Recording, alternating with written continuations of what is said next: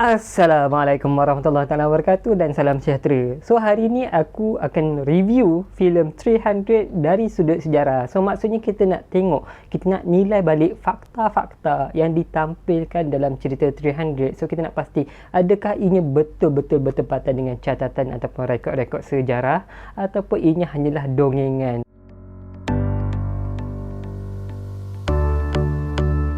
Benda ni berlaku dalam Battle of Thermopylae. Lebih kurang 480 CE. Sangat-sangat lama. Lebih kurang 2400 tahun daripada zaman kita sekarang. Rekod sejarah yang menulis berkenaan dengan Battle of Thermopylae ni ditulis pada zaman kemudian oleh Herodotus, iaitu orang Greek sendiri. So of course lah ianya akan menaikkan bangsa-bangsa Greek dan menaikkan bangsa-bangsa Sparta. So akan banyaklah berlaku exaggeration dekat sana, dekat sini. So sometimes benda tu melampau-lampau. Orang pasti digambarkan orang yang kejam, muka dia pun ada bersifat monstrosity, kejam, ganas. Sedangkan orang-orang Sparta di Greek tu nampak baik je, nampak baik, nampak alim, nampak bagus je. Of course lah exaggeration tu berlaku sebab dia nak naikkan orang-orang Sparta, orang-orang Greek tu sendiri. Dan apa yang korang kena tahu juga, selain daripada Battle of Thermopylae, ada juga satu lagi peperangan yang berlaku pada masa yang sama, iaitu Battle of Artemisium. Benda tu berlaku di lautan. Kita undur sikit masa ke belakang. Actually ini bukanlah kali pertama Parsi bertembung dengan juga Empire Greek. Sebenarnya mereka dah pun bertembung. Dalam Xerxes yang mengetuai ekspedisi ni sendiri, dia sendiri pernah kalah dalam Battle of Marathon. The problem is Xerxes ni dia tak belajar daripada kesilapan dia yang dahulu. So pada battle kali ni dia hanya menambah kuantiti ketenteraan dia, tetapi dia tak improve pun dari sudut strategi dan juga persenjataan. So ini menyebabkan ianya berlakunya kegagalan dalam invasion of Greek pada kali ni. So kita akan pergi satu-satu ciri-ciri yang ditampilkan dekat dalam filem ni dan kita akan bandingkan daripada sudut sumber sejarah. Adakah ianya bertepatan ataupun ianya langsung gagal dari sudut persamaan. Pertama sekali adalah berkenaan dengan kuantiti tentera.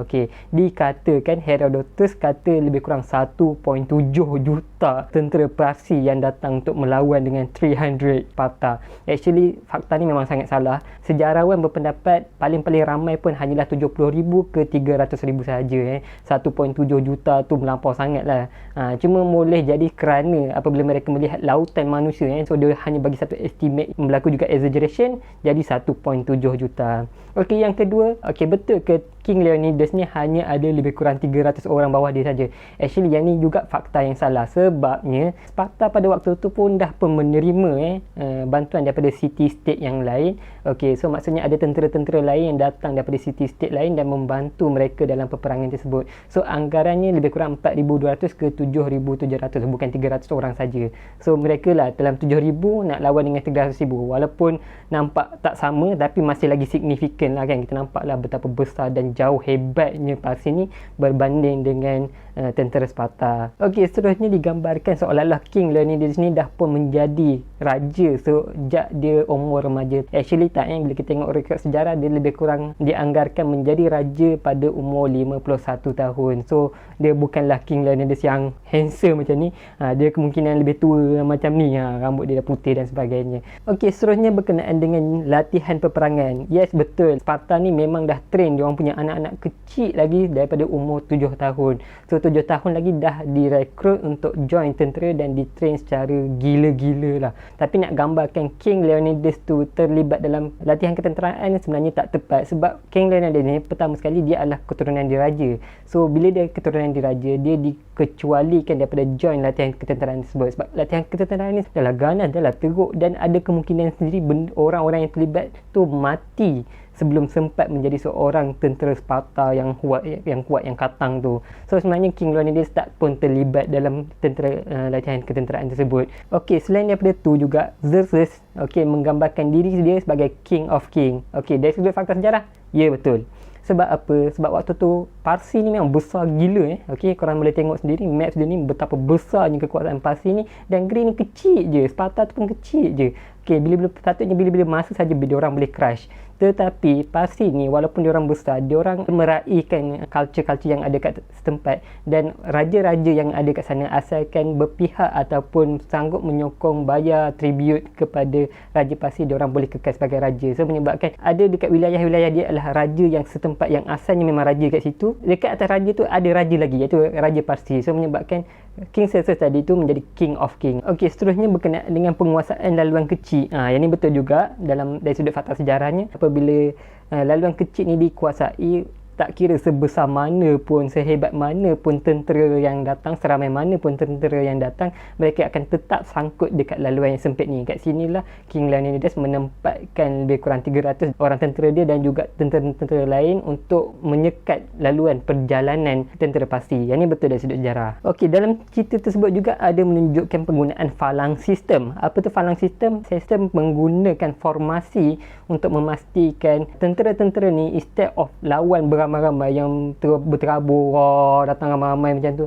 tak, mereka datang dalam bentuk formation, okey, yang ada shield dan juga lembing tu. Lembing tu sepanjang 12 kaki, dianggarkan sepanjang 12 kaki, dan shield tu sendiri buatkan ini jadi satu formation yang kuat. Macam apa yang dikatakan oleh King Leonidas ni, shield kau ni bukannya digunakan untuk lindungi diri kita, tapi digunakan untuk melindungi orang dekat kiri kita. So apabila formation tu berlaku secara kuat, ini menjadikan kekuatan tu jadi lebih-lebih berganda. Empayar Greek adalah empayar yang paling awal menggunakan sistem falang, sistem formation, dan benda ni memang banyak digunakan oleh Alexander the Great pada zaman kemudian untuk mengembangkan kekuasaan diorang. Okey, seterusnya kita pergi berkenaan dengan penggunaan senjata dekat dalam filem tersebut. Okey, memang mengarut gila lah. Dikatakan menggunakan gajah. Okey, memang tak digunakan gajah. Kemudian badak.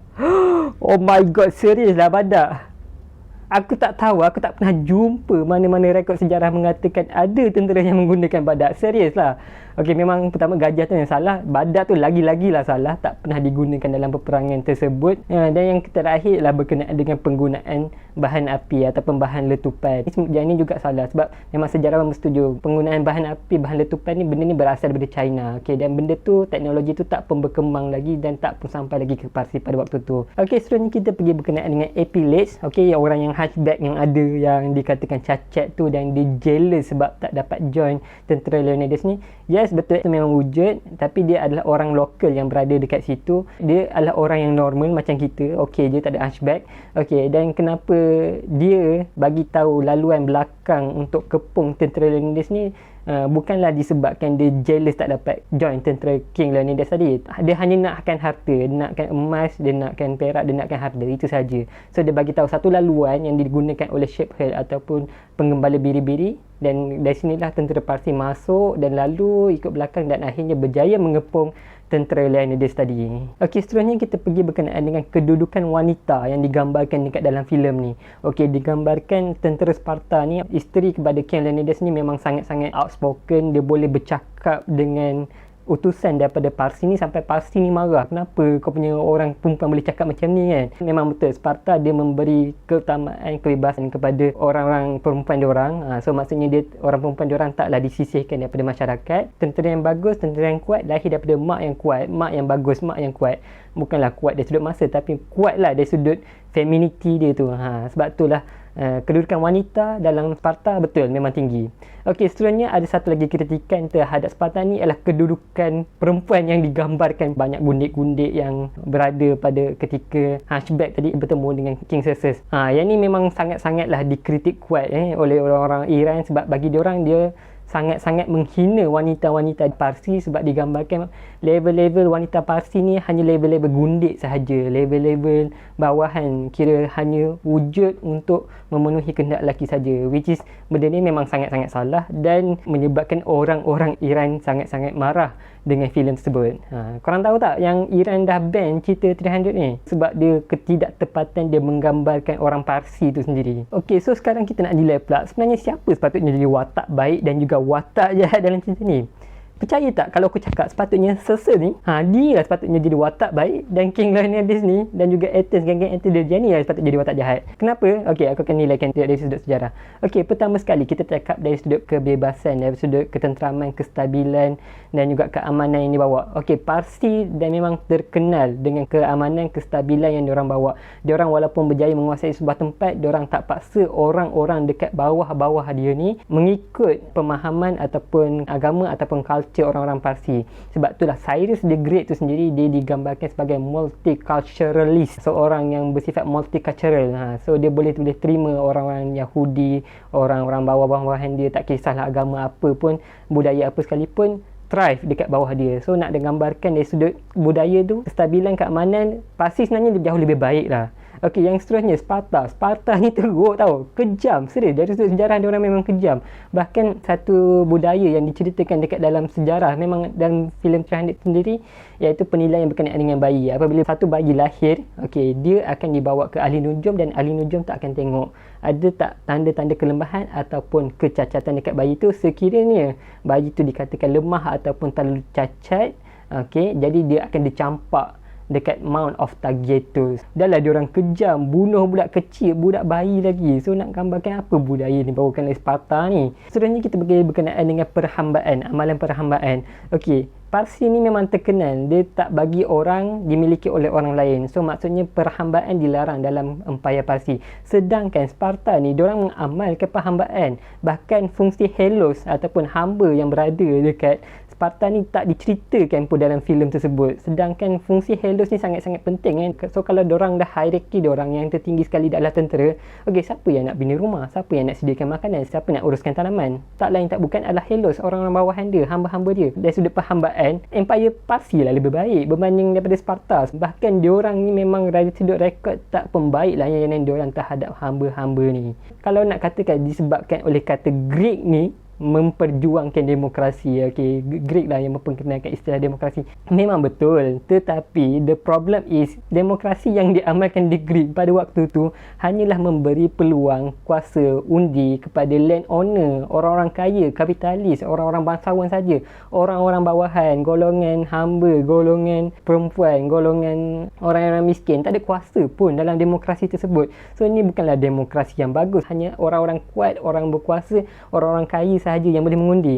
So what kind of democracy is this, right? Dari sudut watak baik dengan watak jahat ni, aku rasa King Xerxes ni sepatutnya dia lah yang jadi watak baik. Kalau korang baca lagi sejarah dan baca lebih lanjut lagi, korang dapati sebenarnya memang betul sejarah ni taklah menceritakan berkenaan dengan hitam dengan putih. Tak ada orang yang betul-betul baik, tak ada orang yang betul-betul jahat. Okey, akan ada masa Greek ni, geng-geng Athens ni sanggup bekerjasama dengan Parsi untuk mengalahkan Sparta apabila kuasa dia orang terlalu kuat. Ada masa juga geng-geng Sparta ni bekerja dengan Parsi untuk mengalahkan Athens, mengalahkan Greek yang dia punya center tadi tu. So nak gambarkan adanya orang baik, orang jahat memang tak betul lah, tak tepat lah seperti yang digambarkan di dalam cerita ni. Dan macam itulah dia perjalanan sejarah. It's not as beautiful, as fancy seperti yang digambarkan dalam cerita 300 tadi. Okey, bukanlah bila aku cakap benda-benda kesalahan fakta dalam filem 300 ni korang tak boleh tengok langsung. Sebenarnya boleh je, aku pun suka je, enjoy je. Cuma aku sangat-sangat tak suka bila benda tu, exaggeration tu berlaku dalam keadaan melampau-melampau sampai merosakkan fakta-fakta sejarah yang asli. Itu saja. Jadi kalau korang nak tengok filem-filem, mana-mana filem sejarah sekalipun, make sure korang back kepada fakta-fakta sejarah supaya korang boleh dapat nilai sendiri apa perspektif yang dibawakan oleh filem tersebut. Jadi sekadar itu saja. Please like, subscribe dan komen. Ini sangat membantu aku untuk terus buat video yang baik untuk korang. Terima kasih kerana support. Assalamualaikum warahmatullahi wabarakatuh.